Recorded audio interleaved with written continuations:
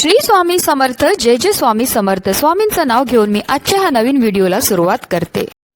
येत्या 18 जानेवारी म्हणजेच रविवारी आहे पौष अमावास्या. या अमावास्येला मौनी अमावास्या असे देखील म्हटले जाते. या दिवशी सूर्य आणि चंद्र दोन्ही मकर राशीत असतात. त्यामुळे या दिवशी स्नान, दान, जप, तप आणि पितरांचे तर्पण करणे खूप शुभ मानले जाते. मौनी अमावास्येच्या दिवशी ब्रह्ममुहूर्तावर पवित्र नद्यांमध्ये स्नान करणे विशेष महत्त्वाचे. यामुळे पुण्य मिळते आणि आयुष्यात सुख समृद्धी येते. मौनी अमावास्येच्या दिवशी गंगाजल अमृतासारखे होते असे मानले जाते. या दिवशी गंगेत स्नान केल्याने अक्षय फळ मिळते. मौनी म्हणजे मौन धारण करणारा. धार्मिक मान्यतानुसार या दिवशी मौन पाळून स्नान, जप, ध्यान आणि दान केल्याने मन शुद्ध होते आणि आध्यात्मिक शांती मिळते. मौनी अमावास्येला भगवान विष्णू आणि शिवपूजन केल्याने विशेष पुण्य प्राप्त होते असे धर्मग्रंथात सांगितले आहे. या दिवशी गरजू लोकांना अन्न, वस्त्र, धान्य आणि धन दान केल्याने लक्ष्मी कृपा होते असे म्हटले जाते. मौनी अमावास्येच्या दिवशी पूर्वजांचे पिंडदान, श्राद्ध आणि तर्पण करावे. असे केल्याने पितृदोषापासून सुटका होते. अमावास्येच्या दिवशी पिंडदान, श्राद्ध आणि तर्पण करून पितृ प्रसन्न होतात आणि आशीर्वाद देतात. असे मानले जाते की अमावास्या हा दिवस आहे जेव्हा पूर्वज आपल्या वंशजांना भेटण्यासाठी पृथ्वीवर येतात. अशा स्थितीत या दिवशी उपवास केला पाहिजे. तसेच आपल्या पूर्वजांच्या नावाने दान, धर्म आणि अन्नदान केले पाहिजे. असं केल्यामुळे आपले पितृ आपल्यावर प्रसन्न होतात. तसेच अमावास्येच्या दिवशी पिंपळाच्या झाडाला जल अर्पण करणे आणि संध्याकाळी दिवा लावल्याने पूर्वजांच्या आत्म्याला शांती मिळते. या दिवशी सूर्य आणि चंद्राचा संयोग खूप फायदेशीर मानला जातो. या दिवशी सर्वार्थ सिद्धी योग देखील तयार होत आहे. मौन व्रत आणि ध्यान केल्याने आत्म्यांना शांती मिळते. या दिवशी स्नान, दान आणि पूजा करण्याबरोबरच पूर्वजांच्या आत्म्याच्या शांती आणि पितृदोषापासून मुक्ती मिळवण्यासाठी काही प्रभावी उपाय आणि सेवा देखील केल्या जातात.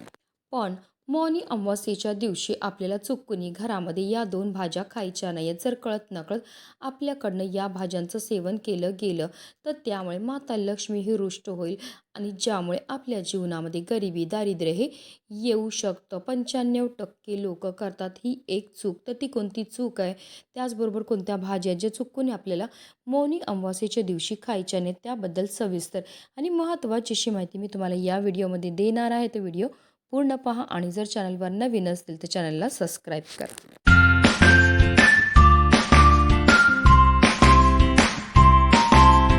मौनी अमावास्येच्या दिवशी आपल्याला ब्रह्ममुहूर्तावर उठायचं आहे आणि ब्रह्ममुहूर्त हा सकाळी 4:43 ते सकाळी 5:23 असणार आहे. शास्त्रानुसार ब्रह्ममुहूर्तावर आपण जे पण कार्य करतो त्यामध्ये आपल्याला अनंत पटीने पुण्यफळ हे प्राप्त होत असतं. म्हणून आपल्याला याच वेळेमध्ये स्नान ही करायची आहे. तर सर्वप्रथम आपण जाणून घेऊया की आपल्याला मौनी अमावास्येच्या दिवशी काय करायचं आहे. तर आपल्याला मौनी अमावास्येच्या दिवशी सकाळी ब्रह्ममुहूर्तावर उठायचं आहे. अंथरुणामध्येच आपल्याला श्री हरी, विष्णू, माता लक्ष्मी तसेच महादेवांचं स्मरण करायचं. जर या दिवशी शक्य असेल तर तीर्थक्षेत्री जाऊन स्नान करा, नाहीतर घरच्या घरी आंघोळीच्या पाण्यामध्ये आपल्याला गंगाजल टाकून स्नान हे करायचं आहे. या दिवसाला मौनी म्हणतात. म्हणूनच दिवसभर किंवा कमीत कमी आंघोळ आणि पूजा केल्यानंतर तरी शांत राहण्याचा प्रयत्न करा.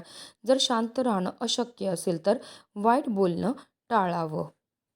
मौनी अमावास्येला तीळ, गूळ, उबदार कपडे, अन्नधान्य आणि बूट दान करणं शुभ मानलं जातं. यावर्षी रविवार आहे म्हणून या दिवशी आवर्जून आपल्याला सूर्यदेवांना जल अर्पण करायचं. जल अर्पण करताना आपल्याला ओम सूर्यदेवाय नमः, ओम आदित्याय नमः या मंत्राचा जप करायचा. तसेच लाल वस्तूंचं आपल्याला दान हे करायचं आहे.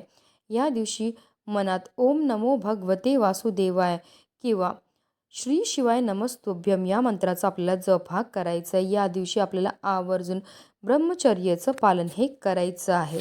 तसेच ज्यांच्या मुलांना आरोग्यासंबंधित समस्या असतील किंवा ज्या दाम्पत्याने जन्मानंतर लगेचच मूल गमावलं असेल, अशा दाम्पत्याने 5, 7, 11 लिटर दूध दान करावं.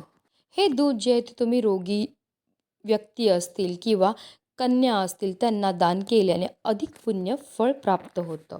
हे दान केल्यामुळे आपले संतान निरोगी राहते आणि त्यांचं आयुष्य देखील वाढतं.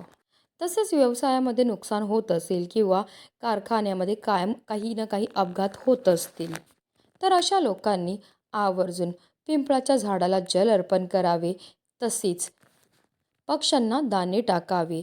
त्याचबरोबर शरीरामध्ये कोणत्याही प्रकारचे व्याधी झाली असेल तर अशा लोकांनी मुंग्यांच्या वारुळावर 1 पाव गूळ चढवावे. तसेच अमावास्या तिथी ही आपल्या पितरांना समर्पित असते, म्हणून या दिवशी बजरंगबलीच्या फोटोसमोर आपल्याला मोहरीच्या तेलाचा दिवा हा प्रज्वलित करायचा आहे. त्यानंतर तिथेच बसून आपल्याला हनुमान चालिसाचं पठण करायचं आहे. हनुमान चालिसाचं पठण करून झाल्यानंतर तो दिवा आपल्याला तिकडनं उचलायचा आणि आपल्या मुख्य प्रवेशद्वाराच्या बाहेर ठेवायचा आहे.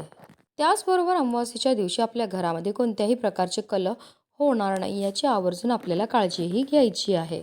तसेच अमावास्येच्या दिवशी आपल्या दारावर एखादा गरीब आला, भिक्षुक आला तर त्याला रिकामी हाती पाठवू नका. त्याला एखादी गोड वस्तू दान द्यावी. असं केल्यामुळे आपल्या वैवाहिक जीवनामध्ये गोडवा हा निर्माण होतो. ज्या मुलामुलींच्या विवाह जुळण्यामध्ये समस्या येत असतील त्यांनी आवर्जून हा उपाय जो आहे तो करायचा आहे. घराची स्वच्छता करण्याकरता झाडू आणि केरसुनी ही सर्रास वापरली जाते. समुद्र मंथनातून अनेक रत्न बाहेर पडली, त्यासोबत अलक्ष्मी देखील आली. केरसुनी आणि कावळा ही तिची चिन्ह आहेत आणि गाढव हे तिचे वाहन आहे. लक्ष्मी पूजनाच्या दिवशी अलक्ष्मी निस्तारण केले जाते. अलक्ष्मी ही दुर्भाग्याची, अपयशाची देवता मानली जाते. अलक्ष्मी घरात येऊ नये, त्यामुळे लक्ष्मी पूजनाच्या दिवशी झाडूची पूजा करण्याची प्रथा पडली आहे. अमावास्येला लक्ष्मी मातेची पूजा केली जाते. यामुळे अमावास्येच्या दिवशी चुकूनही नवीन झाडू किंवा केरसुनी खरेदी करून घरी आणू नये. या दिवशी नवीन केरसुनी विकत घरी आणल्यामुळे माता लक्ष्मी ही रुष्ट होते. तसेच या दिवशी जर आपल्याकडे कोणी झाडू मागायला आलं तर चुकूनही आपल्याला द्यायचं नाही, कारण झाडूला माता लक्ष्मीचं स्वरूप म्हटलं जातं आणि जर आपल्याकडनं झाडू दिला गेला तर त्यामुळे माता लक्ष्मी आपल्या घरातनं निघून जाते. तसेच अमावास्येचा संबंध हा पितरांशी जोडला गेला असतो, त्यामुळे या दिवशी चुकूनही आपल्याला कोणत्याही प्रकारच्या पूजेचं साहित्य खरेदी करून आपल्या घरी आणायचं नसतं. जर पूजेचं साहित्य आपण चुकून या दिवशी घेऊन आले तर त्यामुळे आपल्या घरामध्ये नकारात्मकताही वाढू शकते. शुभ कार्यामध्ये अडचणी ह्या निर्माण होऊ शकतात. तसेच अमावास्येच्या दिवशी तेलाने मालिश करू नये, यामागे लोकमान्यता असल्याचे म्हटले जाते. याचा संबंध जो आहे तो पितरांशी जोडला जातो. अमावास्येच्या दिवशी अनेक ठिकाणी श्राद्धविधी केले जातात. तसेच अमावास्या हा चंद्राच्या संक्रमणाचा काळ मानला जातो. या काळामध्ये नकारात्मकता अधिक प्रमाणात असते. तसेच मकर संक्रांतीला सूर्याच्या संक्रमणाचा काळ मानला जातो. या काळात सुद्धा नकारात्मकता वाढली असते, म्हणूनच या काळामध्ये चुकूनही आपल्याला तेलाने मालिशही करायची नाही आहे. अमावास्येच्या दिवशी कणिक धान्य आणू नये. धन धान्याचा संबंध हा लक्ष्मी देवीशी असतो, त्यामुळे पितृदोष लागू शकतो. अमावास्येच्या काळात धान्य कणिक आणल्यामुळे आपल्याला त्याचा कोणताही लाभ भेटत नाही. ते धान्य पितरांना समर्पित होतं, कारण अमावास्येला पितरांचं श्राद्धविधी केलं जातं. म्हणूनच आपल्याला या काळामध्ये चुकूनही धान्य किंवा कणिक खरेदी करून आपल्या घरी आणायचं नाही आहे. तसेच आपल्या घरातील तांदूळ, साखर आणि मीठ हे कोणालाही अमावास्येच्या दिवशी चुकूनही देऊ नका, कारण त्या लक्ष्मी स्वरूप असतात. या वस्तू आपल्या घरामध्ये संपण्याच्या अगोदरच आपल्या घरामध्ये आणून ठेवा. असं केल्याने माता लक्ष्मी आपल्या घरामध्ये स्थिर राहते.